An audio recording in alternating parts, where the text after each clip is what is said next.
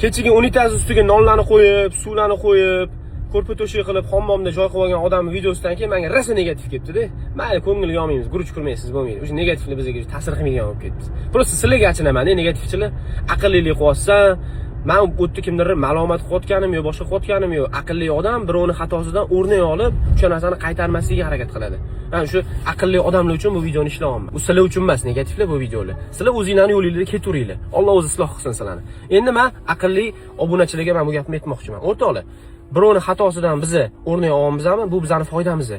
U negativlar aytyapti. O'ziga aytsang bo'lmaydimi deyapti. Xo'p, o'ziga aytganim bilan men bitta odamni o'zgartira olaman.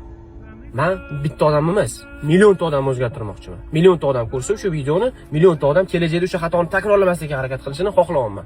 O'rtoqlar, bundan tashqari u holat mayli, u boshqa mavzu. Kafelchilarga aytayapman.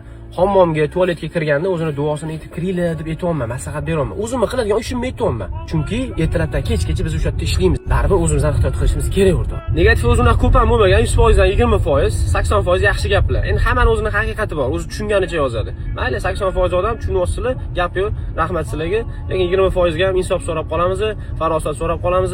Duoinglarni eslab qo'yinglar, amin deb qo'yinglar. Charchamanglar. Alloh o'zi panohida asrasin hammamizni. Shahboz aka, assalomu alaykum. Ko'rpa to'shaklar turgan sizlarni uzilamiz. Baribir poklikni yapyapti, qarang.